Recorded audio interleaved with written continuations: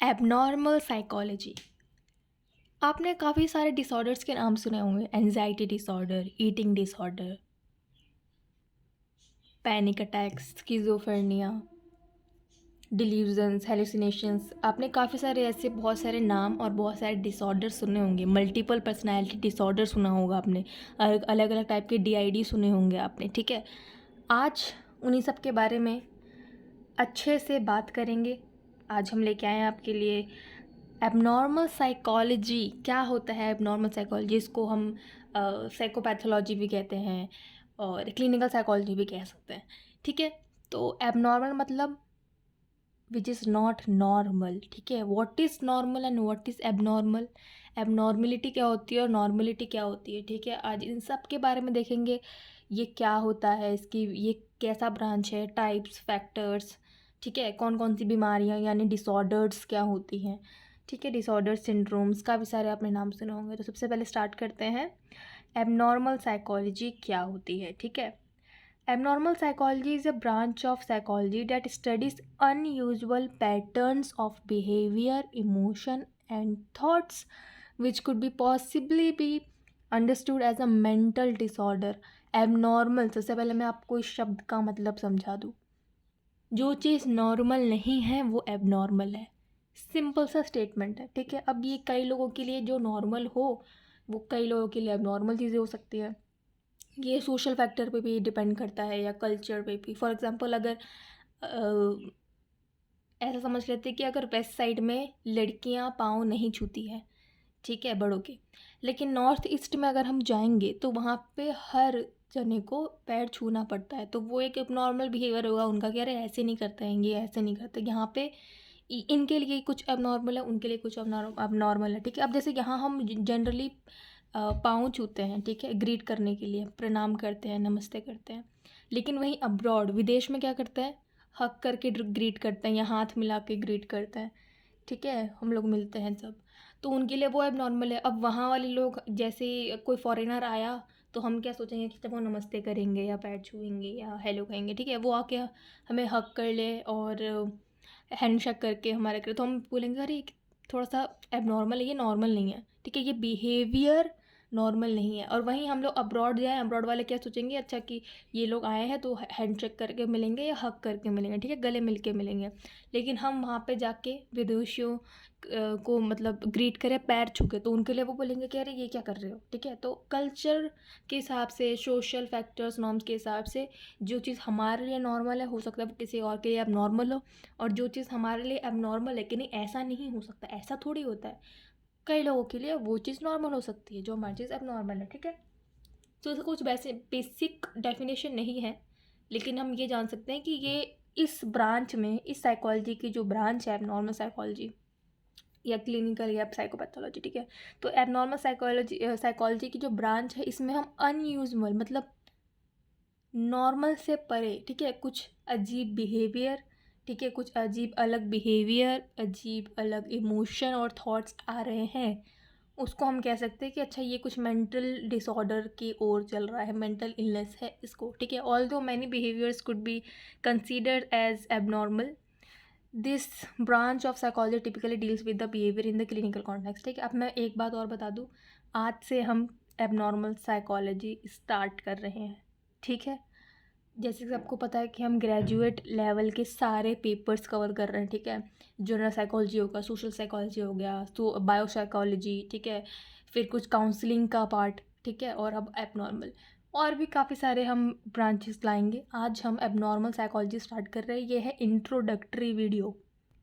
आज मैं इंट्रोडक्शन दे रही हूँ कि एबनॉर्मल साइकोलॉजी है क्या, इसमें हम क्या क्या चीज़ें पढ़ेंगे आगे। ठीक है, तो ये एक बेस बनाने के लिए इस आज के बाद हम धीरे धीरे और एबनॉर्मल साइकोलॉजी के टॉपिक्स लाएंगे, ग्रेजुएशन लेवल का, और सिलेबस कंप्लीट करेंगे। ठीक है, ओके, अब आगे बढ़ते हैं। एबनॉर्मल साइकोलॉजी में देखो, ये फ्लो डायग्राम बहुत अच्छा है। क्या क्या देखो, हमें क्या क्या पढ़ने को मिलेगा इसमें। मेंटल इलनेस के बारे में हम पढ़ेंगे, cognitive disorders, eating disorders, mood disorders, developmental disabilities, dissociation क्या होता है, साइकोलॉजिकल स्ट्रेस, ठीक है, stress management, trauma, PTSD, post traumatic stress disorder, ये सब पढ़ेंगे। ठीक है, अब इसका हम अर्थ थोड़ा हिंदी में जान लेते हैं जो भी मेरे हिंदी के स्टूडेंट्स हैं, क्योंकि काफ़ी जन बोलते हैं कि आप थोड़ा ना बायलिंगुअल मतलब इंग्लिश रखा करो, इंग्लिश भी बोला करो, हिंदी भी बोला करो। इनिशियली मैं सिर्फ इंग्लिश में करती थी, उसके बाद मैं हिंदी पे आ गई, ठीक है।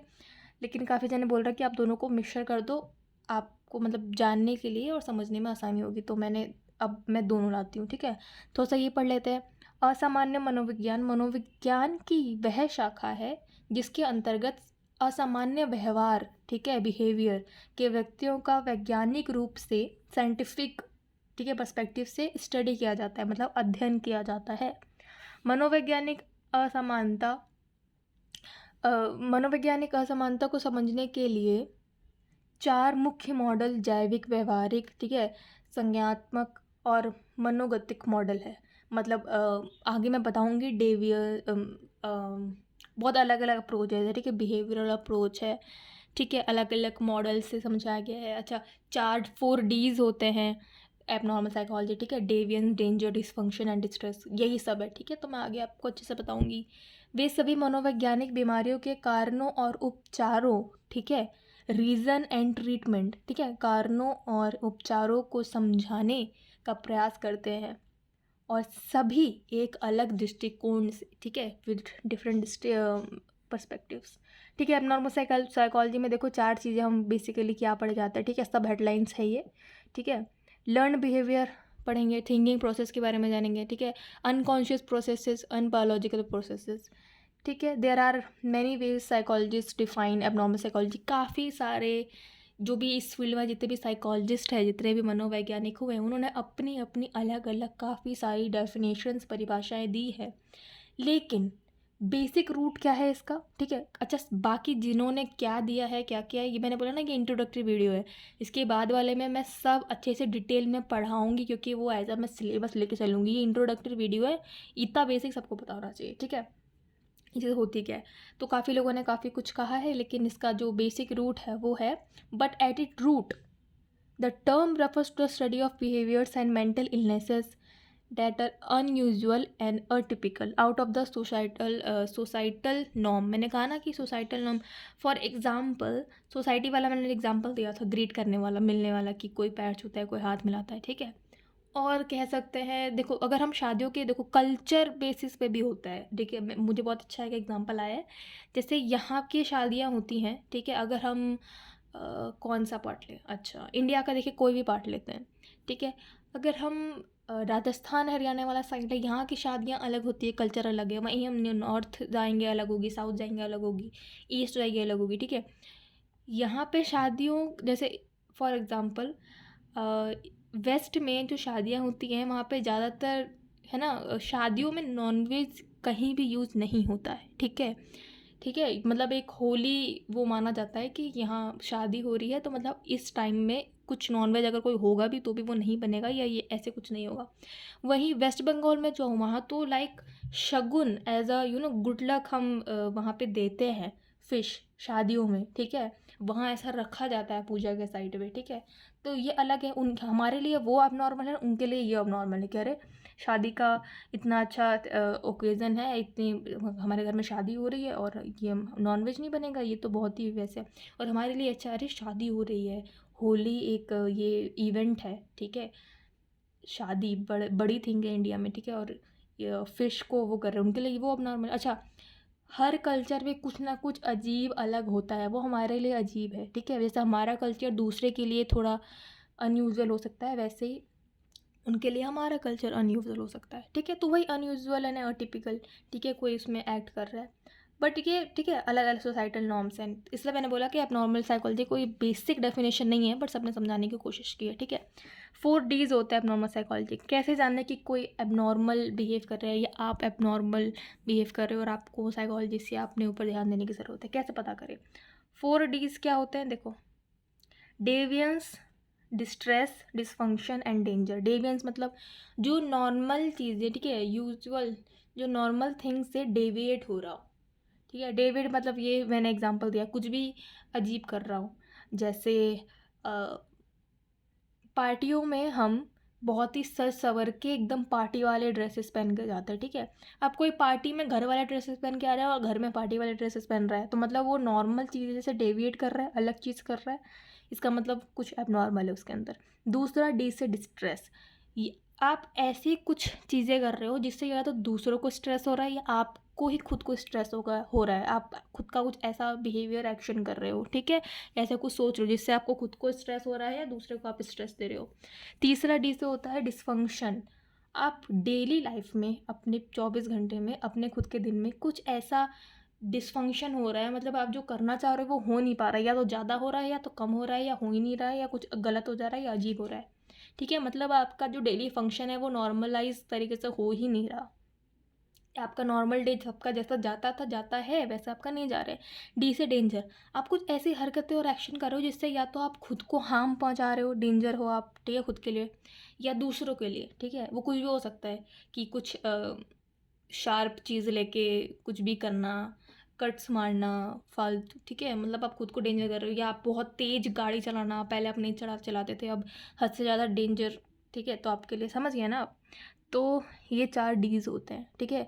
अगर ये चारों चीज़ें अपने हिसाब से लाइफ के अकॉर्डिंग देखिए, अगर ये किसी में दिख रही हैं तो ही और शी इज़ बिहेविंग एबनॉर्मल और उनको ध्यान देने की ज़रूरत है। जब ये सारी चीज़ें ज़्यादा हो जाती है ना, तब ये एक अलग टाइप का मेंटल डिसऑर्डर में चेंज हो जाती है, ठीक है। अब देखो, clinical psychology. Clinical psychology is a psychological specialty that provides ongoing and comprehensive mental and behavioral health care to individuals and families, as well as the consultation to agencies and communities, training, education, and supervision and research based practice, ठीक है। It is a broad specialty encompassing severe psychopathology, मैंने बताया, ठीक है। Distinguished by comprehensiveness and integration of knowledge and skills from a diverse range of disciplines, both within and outside of the psychology. Clinical psychology encompasses all ages and diverse groups and systems, ठीक है। अब देखो, the term जो abnormal है ना, the term abnormal is the subject of considerable debate, ठीक है। मैंने बोला कि जो जिसके लिए नॉर्मल है वो किसी के लिए अब नॉर्मल है, जो किसी के लिए अब नॉर्मल है वो हो सकता है सामने वाले के लिए नॉर्मल हो। What is exactly normal and who gets to decide? The social norms that are often use to determine what is normal versus abnormal can shift over time, so settling on a standard definition isn't simple और straightforward, ठीक है। Abnormal behavior occurs infrequently. However, the statistical frequency alone is not sufficient definition. Some healthy, desirable, and beneficial behaviors also occurs infrequently, and others uncommon behaviors. Note, uncommon, unusual, abnormal, इन सब चीज़ों को ध्यान दो, note दो, ठीक है। Uncommon behaviours और characteristics have no bearing on how a person behaves और functions. So just because something is unusual और अनकॉमन डजंट मीन, ठीक है, does not mean it should be defined as abnormal. वही सारी कहानी है जो मैंने आपको स्टार्टिंग में बताई थी, ठीक है। एबनॉर्मल बिहेवियर क्रिएट डिस्ट्रेस, बताया मैंने, ठीक है, 4 डीज में। These behaviors may disturb the individual or they may be upsetting and disruptive to others. Abnormal behavior is socially disruptive. It may violate social norms and make it difficult for people to function in a social setting and maintain social relationship. वही same चीज़ हो गई, जो चीज़ जहाँ होनी चाहिए, society क्या देखती है कि अच्छा स्कूल है तो मतलब स्कूल में सिर्फ पढ़ाई होनी चाहिए, ऑफिस है मतलब ऑफिस में काम होना चाहिए। अब ऑफिस का कोई एम्प्लॉय ऑफिस में जाके कुकिंग कर रहा है, डांस कर रहा है, ठीक है, मतलब वो कुछ एबनॉर्मल कर रहा है, और घर पे जाके वो काम कर रहा है उल्टा, जो जो जहाँ करना चाहिए वो कर ही नहीं रहा, ठीक है। Abnormal behaviour affects a person's ability to function. People who are displaying these behaviors may struggle to function normally in the daily life, which can affect their relationship, work, school and home life, ठीक है। साइकोएनालिटिकल approach, देखो 4-5 approach होते हैं इसका, ठीक है। एक psychoanalytic approach, behavioural approach, cognitive and medical, ठीक है। पहला अप्रोच देखते हैं। अच्छा, कुछ फैक्टर्स भी होते हैं इसके, पहले मैं फैक्टर्स बता देती हूँ, ठीक है, कि कैसे किसी को डिसऑर्डर होता है।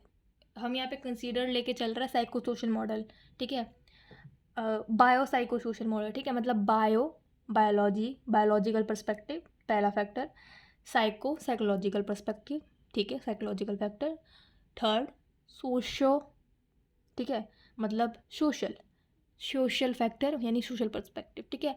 बायोलॉजिकल हो सकता है कि उसके परिवार में जेनेटिकली किसी को कुछ डिसऑर्डर हो और वो इनहेरिट हो गया और वो बच्चे में भी आ गया हो, ठीक है, सिंपल।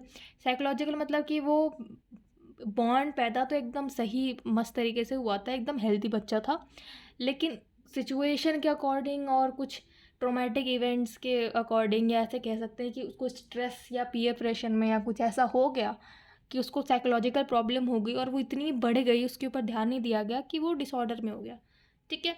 तीसरा होता है सोशल। सोशल तो पता ही है सबको पता है, सोसाइटल प्रेशर, ठीक है, एकेडमिक्स का प्रेशर होता है, किसी के साथ कुछ इंसिडेंट हो गया, ठीक है, मिसहैपनिंग हो गई, ठीक है। तो ये कुछ फैक्टर्स हैं। अब हम ऊपर चलते हैं जहाँ हम पढ़ रहे थे। अब हम पढ़ते हैं अप्रोचेस। आपको फैक्टर समझ में आ गया, बायोलॉजिकल फैक्टर, सोशियोलॉजिक हाँ social factor and psychological factor, ठीक है। अब 4 अप्रोच होते हैं, psychoanalytic, behavioural, cognitive and medical. पहला देखते हैं साइकोएनालिटिक अप्रोच। पता ही है किसने दिया होगा, सिगमंड फ्रॉइड। जहाँ साइकोएनालिटिक की बात है इसका मतलब सिगमंड फ्रॉइड जी ने दिया है, ठीक है। Therapist who take this approach believe that by analyzing their memories, behaviors, thoughts, and even dreams, people can uncover and deal with some of the feelings that been leading to maladaptive behavior and distress, ठीक है। इन्होंने क्या कहा है कि जो भी thoughts होते हैं, बिहेवियर्स होते हैं, ठीक है, और इवन हमारे जो ड्रीम होते हैं, जो अनकवर होते हैं, जो खुल नहीं पाते हैं, जिनको हम रिप्रेस कर देते हैं, ठीक है, जो बाहर नहीं निकल पाते हैं, जो अनकवर, ठीक है, वो पीपल कैसे अनकवर करते हैं, कुछ ना कुछ वो अलग करते हैं। फॉर एग्जांपल, अगर बचपन से किसी बच्चे, कोई बच्चा समझ लो इंट्रोवर्ट ही था, ठीक है, अब उसको और दबाया गया और दबाया गया, ठीक है, उसको उसी के ऊपर सारा प्रेशर दिया गया, ठीक है, बड़े होके वो अपनी आइडेंटिटी या उसके साथ जो भी मिस हैपनिंग हुई, मतलब उसके साथ जो भी मिस हैपनिंग हुई है वो अपनी आइडेंटिटी, या हो सकता है किसी बच्चे के साथ बचपन में इतना अब्यूज़ हुआ हो सेक्सुअली, वर्बली, ठीक है, या वॉयलेंस हुआ हो, मारा पीटा गया हो, कि वो अपनी आइडेंटिटी को रिप्रेस करते करते, छुपाते छुपाते, हो सकता है वो बड़ी हो या बड़ा हो सकता है उसको मल्टीपल पर्सनैलिटी डिसऑर्डर हो जाए, वो खुद की अलग ही पहचान बताने लग जाए, क्योंकि वो अपने पीछे वाले पास से, वो अपने इंसान से वो छुप रहा है, ठीक है। So this is one of the example. Behavioral approach. This approach to abnormal psychology focus on observable behaviors.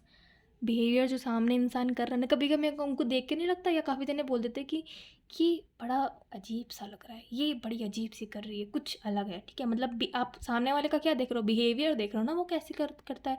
काफ़ी लोग देखते हैं कि कोई मार्केट में कोई लड़की बहुत ही बोले जा रही है, झगड़ा भी कर ले रही है, बोल भी ले रही है, बहुत ही हाइपर एक्टिव मोड में, ठीक है।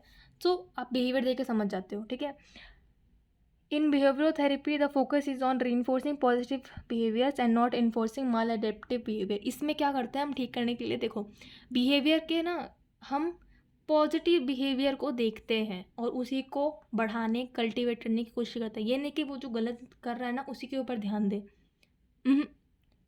ठीक है। Reinforcing focus is on the reinforcing positive behaviours, not on the maladaptive behaviors, ठीक है। The behaviour approach targets only the behaviour itself, not the underlying causes. When dealing with abnormal behavior, a behavioral therapist might utilize strategies such as classical conditioning and operant conditioning to help eliminate unwanted behaviors and teach new behaviors। देखो classical conditioner and operant conditioning ये सिखाने का तरीका होता है। Learning वाला आने वाला है, ठीक है, जनरल साइकोलॉजी में नेक्स्ट वीडियो उसी का आएगा, लर्निंग, ठीक है, साइकोलॉजी ऑफ लर्निंग, उसमें ये दोनों चीज़ें सिखाई गई हैं, ठीक है, मैंने बताया है classical conditioning and operant conditioning, ठीक है। नेक्स्ट चलता है मेडिकल अप्रोच। क्या होता है, this approach to abnormal psychology focuses on the biological causes of the mental illness in facing the understanding and underlying causes of disorders, which might include genetic inheritance, related physical illnesses, infections, and chemical imbalances.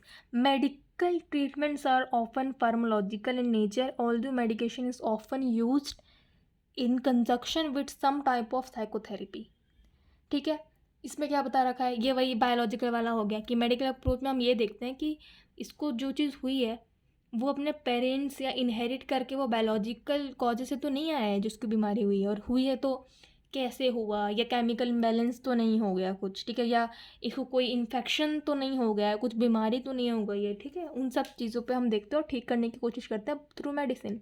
Cognitive approach क्या होता है, जिसमें CBT भी included होती है, ठीक है। The cognitive approach to the abnormal psychology focuses on how internal thoughts, perception and reasoning contribute to psychological disorders. Cognitive treatments typically focus on helping the individual change their thoughts or reactions, ठीक है। cognitive behavioral therapy जो होती है, cognitive therapy might also be used in conjunction with the behavioral methods and techniques known as the cognitive behavioral therapy, ठीक है। अब एक चीज़ होती है, देखो डीएसएम क्या होती है, मतलब ऐसा होता है ना कि अगर हमको फॉर एग्जांपल अगर किसी को रेसिपीज बनानी सीखनी है और उसको कोई टेस्ट देना है, फॉर एग्जांपल अगर कोई शेफ़ है उसको टेस्ट देना है, तो वो क्या कौन सी बुक पढ़ेगा? हाँ, मतलब रेसिपी या ट्रेडिशनल रेसिपीज़, वो अच्छी अच्छी रेसिपीज़ बुक्स पढ़ेगा, history of food, history of this and that वाली बुक्स पढ़ेगा, क्लासिफिकेशन करेगा ना वो कि अच्छा ये कश्मीर के फूड्स हैं, इसमें ऐसे ऐसे बनता है, ये ऐसे बनता है। सिमिलरली ये एक एग्जांपल था। सिमिलरली डीएसएम एक बुक कह सकते हैं हम, ठीक, ये एक मैनुअल है जिसमें डिसऑर्डर्स का क्लासिफिकेशन किया गया है, ठीक है, सिंप्लीफाइड वर्जन में, कि अच्छा ये इस पार्ट में मतलब ये डिसऑर्डर है, ये ऐसे होता है, क्यों होता है, इसके टाइप्स और ये कैसे ठीक होगा, ठीक है। तो it's a book. Mental health professionals, ठीक है, जो भी थेरेपिस्ट, साइकोलॉजिस्ट और साइकेट्रिस्ट होते हैं, use the diagnostic and statistical manual of mental disorders, ठीक है। डीएसएम यही है, diagnostic and statistical manual of mental disorder, published by the American psychiatric association, APA बोलते हैं, ठीक है, for a variety of purpose. The manual contains a listing of psychiatric disorders, diagnostic codes, information on the prevalence of each disorder and diagnostic criteria, ठीक है। उस book में, उस manual में, उस हैंडबुक में, ठीक है, उस मैनुअल में क्या क्या है, डिसऑर्डर्स के बारे में है, डायग्नोस्टिक कोड्स के बारे में लिखा गया, इन्फॉर्मेशंस है, हर एक डिसऑर्डर बीमारी के बारे में लिखा गया है, ठीक है। वैसे ही देखो ICD-10 भी है ना। ICD-10 भी क्या होता है, the ICD-10 classification of mental and behavioural disorders, ठीक है। देखो ये वाली बुक जो है ग्रेजुएशन के लिए बढ़िया रहती है, ठीक है, बूचर वाली, ठीक है, बूचर एंड, देखो नीचे लिखा है James and Butcher, Jill M Hooley and Susan Mineka, adapted by Preeti Kapoor, ठीक है, पियर्सन प्रोडक्शन का है ये, ठीक है। तो ये एबनॉर्मल साइकोलॉजी वाली बुक जो ग्रीन में दिख रहा है, इससे से ग्रेजुएशन वाले ज़्यादातर बच्चे पढ़ते हैं, और मैं भी आपको इसी बुक से पढ़ाने वाली हूँ पूरा, ठीक है, जो भी मैं आगे चल के कराऊँगी, ठीक है। नेक्स्ट वीडियो में जो मैंने जैसा मैंने बताया कि आज हम चालू कर रहे हैं एबनॉर्मल साइकोलॉजी। देखो ये है diagnostic and statistical manual of mental disorder, ये बुक है डीएसएम की बुक। देखो इसमें काफ़ी सारे चेंजेस आए हैं, ठीक है, 1952 से स्टार्ट हुआ था, फिर आगे चेंजेस होते गए, मतलब वो नहीं होता बुक्स अपडेट होती हैं एडिशंस आती हैं वैसे, ठीक है। DSM-3 3 DSM-4 DSM-4 TR मतलब टेक्स्ट रिविज़न, ठीक है, रिवाइज्ड, ओके। अब आपने काफ़ी सारे डिसऑर्डर्स के बारे में सुने होंगे, ये इंटरेस्टिंग है सुनना, ठीक है। आपने सुना होगा ना कि एंजाइटी डिसऑर्डर्स के बारे में, मूड डिसऑर्डर्स के बारे में, ठीक है, न्यूरो डिसऑर्डर्स के बारे में, neuro cognitive, substance use disorder, ठीक है, स्किज़ोफ्रेनिया क्या होता है, इन सब के बारे में हम आगे एक एक डिसऑर्डर के बारे में पढ़ेंगे, बहुत इंटरेस्टिंग है। यहाँ बस मैं एग्जाम्पल लेके आई हूँ, ठीक है, कि हम कौन कौन से पढ़ने वाले हैं, ठीक है। फॉर एग्जाम्पल एंजाइटी डिसऑर्डर, जिसमें सोशल एंजाइटी डिसऑर्डर आता है, panic disorder, panic attacks, anxiety attacks हमने सुने होंगे, जनरलाइज्ड एंजाइटी डिसऑर्डर, जिसमें OCD भी आता है, ऑब्सेसिव कंपल्सिव डिसऑर्डर, ठीक है। फिर है mood disorder such as depression and bipolar disorder, ठीक है। Neuro developmental disorder such as intellectual disabilities and autism spectrum. देखो मैं थोड़ा सा बता दूँ, एंजाइटी डिसऑर्डर जिसको नॉर्मल बेचैनी सबको होती है, जब ज़्यादा हो जाए, ठीक है, जिससे डेविएंस दिखने लग जाए, डिस्ट्रेस हो जाए, डिसफंक्शन और डेंजर, जो मैंने आगे 4 Ds बताए थे, वो हो जाए, ज़्यादा बढ़ जाए तो वो एक डिसऑर्डर का रूप ले लेती है, ठीक है, अगर ध्यान ना दो तो। वैसे ही पैनिक अटैक्स आते हैं लोगों को, एंजाइटी अटैक्स आते हैं, ठीक है। मूड डिसऑर्डर में, बाइपोलर में होता है कि एक पल तो वो बिल्कुल खुश रहेंगे और अचानक से रोने लगेंगे, फिर एकदम खुश हो जाएंगे कि उनसे खुश इंसान तो दुनिया में है ही नहीं, और झटके से एक पल में इतने ज़्यादा वो सैड हो जाएंगे, रोने लग जाएंगे, ऐसा लगेगा कि इनसे ज़्यादा दुखी इंसान दुनिया में है नहीं। ठीक है, तो बाइपोलर बॉर्डरलाइन पर्सनालिटी डिसऑर्डर होती है। अच्छा, पर्सनालिटी डिसऑर्डर काफ़ी होती है कि एक इंसान में वो 2 3 4 5 15 मतलब 92 ठीक है, कितने भी वो पर्सनालिटीज़ लेके चल सकता है मतलब एक इंसान में बहुत सारे इंसान। ठीक है, न्यूरो डेवलपमेंटल डिसऑर्डर्स होते हैं, इंटेलेक्चुअल डिसेबिलिटीज़ होती है। कोई ये ज़्यादातर बच्चों में देखा जाता है कि कई बच्चे ऐसे नहीं होते स्पेशल शायद जो अपनी उम्र के हिसाब से काफ़ी बच्चे तो बहुत जीनियस होते हैं, काफ़ी बच्चे एवरेज होते हैं जैसे होना चाहिए, काफ़ी बच्चे वो गेन कर ही नहीं पाते। ठीक है, ऑटिज़म, कई बच्चे या तो बहुत ही ज़्यादा बोलते हैं हाइपर एक्टिविटी वाला, या ऑटिज़म बोल ही नहीं पाता। ठीक है, ऐसा भी होता है कि 5th क्लास तक कोई बच्चा बोला ही नहीं है, ऐसा भी होता है। तो उससे कुछ डिसऑर्डर्स होते हैं। न्यूरोकॉग्निटिव डिसऑर्डर्स हो गया, इंक्लूडिंग डेलीरियम होता है। पर्सनैलिटी डिसऑर्डर्स मैंने बताया, बॉर्डरलाइन पर्सनैलिटी बताया, अवॉइडेंट पर्सनैलिटी, ऐसा नार्सिस्टिक पर्सनैलिटी डिसऑर्डर काफ़ी चल रहा है। ठीक है, ऑब्सेसिव मैंने बताया। सब्सटेंस यूज डिसऑर्डर, जिसको लत लग जाती है। ठीक है, अल्कोहल, ड्रग्स और अलग नशे की पदार्थ से। ठीक है, तो अब नॉर्मल साइकोलॉजी जो है वो काफ़ी बड़ा पार्ट है, और जितना ये इंटरेस्टिंग है ना उतना ही चैलेंजिंग है। क्योंकि आप जब एबनॉर्मल पेशेंट्स और जो मेंटल पेशेंट्स को देखोगे तो आधे जने तो डर जाते हैं। ठीक है, और लेकिन हमको उनके प्रति एक सोचो वो कितने ज़्यादा फिजिकली डिस्टॉर्टेड है, वीक है, मेंटली वीक है, कि वो खुद उनको कितनी वो हो रहा होगा, कितना उनको कष्ट सहना पड़ रहा होगा। ठीक है, किस मेंटल है ना, मेंटल वेव से वो निकल रहे होंगे, किस फेज से वो गुजर रहे हैं। तो कंपैशन आना चाहिए उनके प्रति। ठीक है, ये नहीं कि पागल खाना बोल के पागल बोल दो, नहीं, बिल्कुल नहीं। We should be compassionate. ठीक है, और साइकोलॉजी आप पढ़ने लग जाओगे थोड़ा बहुत अपने लिए भी बेसिक, तो आप, मैं श्योर हूँ कि आप एम्पथेटिक बन जाओगे, सिंपथेटिक नहीं। ठीक है, सिंपैथी एम्पैथी में बहुत फ़र्क है। ठीक है, so that is from my side. ठीक है, सो इन देखो काफ़ी सारे टॉपिक्स मैंने यहाँ लिखे हुए हैं, इन सब पे वीडियोस डले हुए हैं। सो प्लीज़ आप चैनल पे जाके देखो, and thank you so much for watching. Please like कर दो, यहाँ तक बने हुए हैं तो कमेंट कर दो, अपने दोस्तों को शेयर करो, अपने सोशल मीडिया पे शेयर करो, ज़रूरत है ये लोगों तक पहुँचाना। और सब्सक्राइब को तो चैनल अभी तक नहीं किया है, जिन्होंने किया है उनको थैंक यू सो मच। और PDF और मटेरियल की चिंता मत करो, जो चाहिए कमेंट में मैंने लिंक डाला हुआ है मेरे टेलीग्राम ग्रुप का, वहाँ पे जाओ, ज्वाइन करो, आपको ग्रुप में सब कुछ मिल जाएगा। ठीक है, so please keep supporting. Thank you so much, bye bye.